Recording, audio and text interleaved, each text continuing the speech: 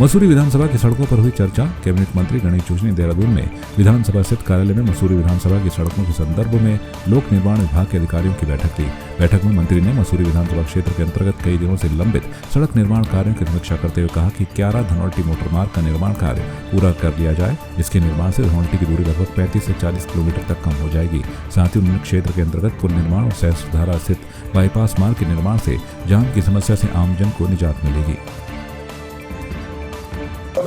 देखिए,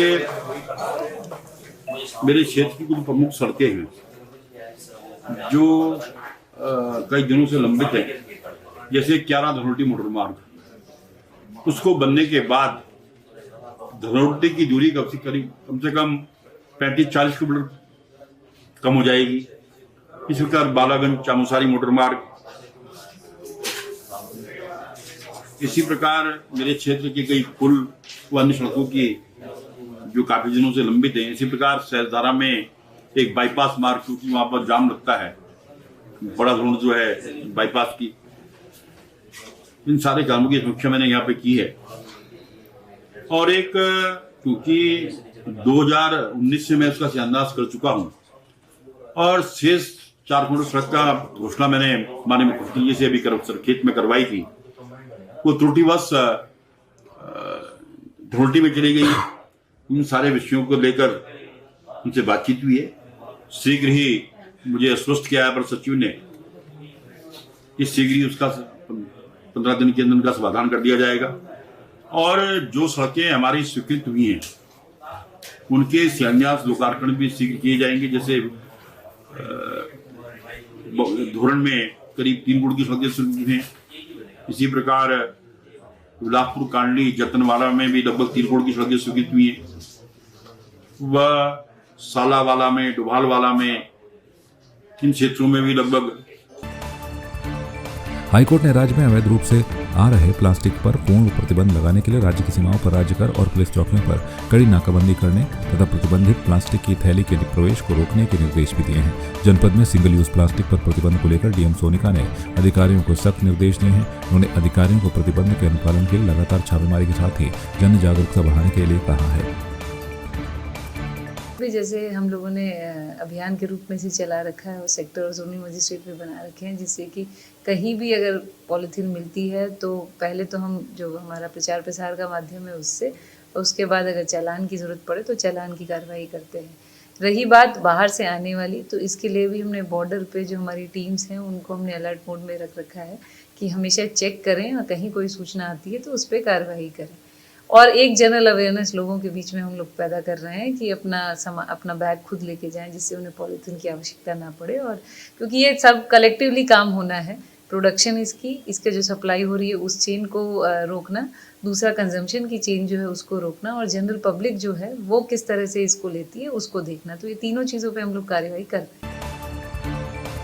हल्द्वानी के गोलापार में दृष्टिबाधित बच्ची से यौन शोषण के मामले का मुख्यमंत्री पुष्कर सिंह धामी ने गंभीरतापूर्वक संज्ञान लेते हुए प्रदेश में संचालित आवासीय शैक्षणिक संस्थाओं के सघन निरीक्षण के निर्देश दिए हैं। इसी क्रम में अपर मुख्य सचिव राधा रतूड़ी ने समस्त जिलाधिकारी और वरिष्ठ पुलिस अधीक्षक को कार्रवाई के लिए निर्देशित किया है। दृष्टिबाधित बच्ची के यौन शोषण के आरोप में पुलिस ने national association for the blind नवाड़ खेड़ा के महासचिव और संचालक श्याम धानक को गिरफ्तार भी कर लिया है।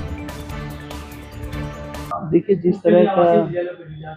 जिस तरह का प्रकरण आया निश्चित रूप से बहुत ही चिंताजनक है और निंदनीय भी है। और इसी को लेकर के माननीय मुख्यमंत्री ने निर्देशित किया है कि जितने भी आवासीय विद्यालय हैं, वो चाहे प्राइवेट संस्थाएं चला रही हैं या हमारे सरकारी क्षेत्र में हैं या कोई अशासकीय हैं, तो सभी का निरीक्षण और सघन चेकिंग अभियान उसका चलाया जाएगा, ताकि इस तरह की जो घटनाएं हैं अगर कहीं हैं तो वो सामने आए और इस तरह की पुनरावृत्ति न हो, उस पर रोक लगे। उत्तराखंड पुलिस के पूरे प्रदेश में ऑपरेशन प्रहार, ऑपरेशन स्माइल और ऑपरेशन मुक्ति चलाया जा रहा है, जिसकी समीक्षा करने के लिए डीजीपी अशोक कुमार ने सभी अधिकारियों के साथ एक बैठक की और उनको निर्देशित किया है। डीजीपी अशोक कुमार ने बताया कि उत्तराखंड पुलिस का ऑपरेशन प्रहार चल रहा है, जिसमें भूमाफिया हो या फिर नकलची या फिर किसी भी तरह का अपराधी हो। पुलिस ने इस ऑपरेशन प्रहार के माध्यम से कई ऐसे अपराधियों को सलाखों के पीछे भेजा है जो बड़े ही क्रिमिनल थे और कहीं लूट, हत्या, डकैती, चेन स्नैचिंग आदि अपराधों में सम्मिलित थे। तो बाकी जो हार्डकोर क्रिमिनल हैं, लूट डकैती वाले, उन पे भी हमने शिकंजा कसा है। बहुत सारे इनामी अपराधियों को जेल भेजा है। उसी सख्ती को कायम करते हुए हमने ऑपरेशन प्रहार चलाया था और उसका रिजल्ट्स अच्छे आए हैं। कुछ जनपदों के बहुत अच्छे हैं, कुछ के एवरेज है। तो कल हमने समीक्षा में ये कहा है कि 15 दिन का समय बाकी है ऑपरेशन प्रहार में, तो सभी जगह आउटस्टैंडिंग रिजल्ट किए जाएं। उत्तराखंड में आज सचिवालय परिसर स्थित मुख्य सचिव सभागार में उत्तराखंड ग्राम्य विकास विभाग की समीक्षा बैठक हुई। इस बैठक की अध्यक्षता शैलेश कुमार सिंह, सचिव ग्रामीण विकास, भारत सरकार ने की। इस बैठक में कई योजनाओं पर चर्चा की गई। खासकर इस बैठक में ग्रामीण क्षेत्रों में आजीविका के अवसरों एवं रोजगार में वृद्धि के लिए बनाई गई योजनाओं की प्रगति रिपोर्ट पर समीक्षा की गई।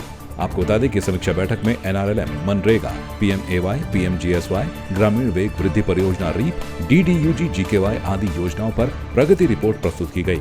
सभी विभागों द्वारा संचालित केंद्र व राज्य पोषित योजनाओं का विभागवार प्रगति रिपोर्ट से सचिव शैलेश कुमार सिंह को अवगत भी कराया गया।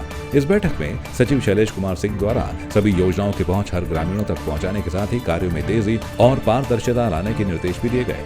राज्य में चल रही बहुआयामी योजनाओं की प्रगति पर सचिव शैलेश कुमार सिंह ने संतोष जताते हुए सभी की प्रशंसा भी की। इस बैठक में गया प्रसाद, उप महानिदेशक ग्रामीण विकास मंत्रालय, भारत सरकार, राधिका झा, सचिव ग्राम्य विकास, ब्रिजेश कुमार संत, सचिव समाज कल्याण, आनंद स्वरूप, अपर सचिव आयुक्त, नितिका खंडेलवाल, अपर सचिव ग्राम्य विकास, नरेंद्र कुमार जोशी, निदेशक कोसाटा एवं अन्य विभागीय अधिकारी उपस्थित थे। इस समीक्षा बैठक के बाद सचिव शैलेश कुमार सिंह ने रायपुर विकास खंड स्थित USRLM द्वारा संचालित उत्तरा बेकरी यूनिट का भी अवलोकन किया। उन्हें यहाँ के बेकरी प्रोडक्ट्स, खासकर मंडुआ बिस्किट और ब्रेड पसंद आए। इसके बाद उन्होंने रानी पोखरी स्थित उत्तरा आउटलेट का भी अवलोकन किया और CLF की महिलाओं से बातचीत भी की।